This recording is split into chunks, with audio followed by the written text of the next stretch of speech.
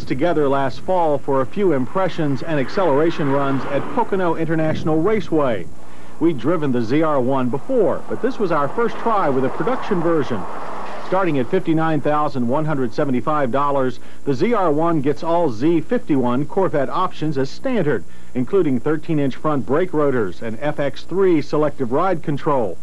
Special bodywork stretches to cover 3 inches more width, which comes from Monster 315/35 Z-rated 17-inch tires. Of course, the real substance is under the hood. The 5.7-liter all-aluminum V8 with its twin overhead cams, sequential fuel injection, and 12, yes 12, quarts of oil is rated at 385 horsepower. Torque output is 370 pound-feet. The engine reaches peak horsepower at 5,800 RPM, a bit high compared to what we're used to in V8s. And it pushed our car through the quarter mile in 12.9 seconds, ending at 111 miles per hour. 0 to 60 took 4.5 seconds. Chevrolet claims times that are a tenth or two faster for both measures, but either way, the result is enough force to nearly cure driver myopia. Unfortunately, we didn't get the chance to run the ZR-1 at peak speed on the High Bank racecourse. In our second day of testing, the Pennsylvania sky opened up to dampen our fun. All was not lost. We did come away impressed with the ZR-1's wet weather traction. And we took the time to become better acquainted with the interior. All Corvette interiors have been redesigned for 1990. The tach and auxiliary gauges are now analog, while speed reads digitally. Generally, everything is easier to see, read, and use.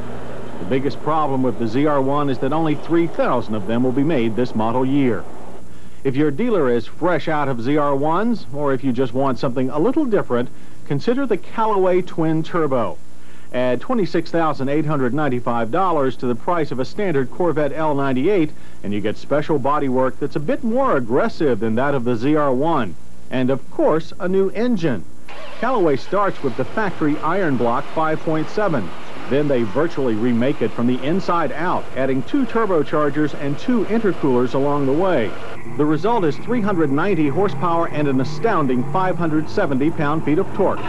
Quarter-mile acceleration ends up being slightly better than that of the ZR-1. Our Callaway covered the quarter mile in 12.7 seconds, finishing at 114 miles per hour. 0 to 60 took 4.5 seconds, the same as the ZR-1. The Callaway makes its power at very low engine revs, which will please traditional muscle car taste. It's one of those engines that gets it all over with quickly. Perhaps the best thing about the Callaway is that it comes with the blessing of Chevrolet.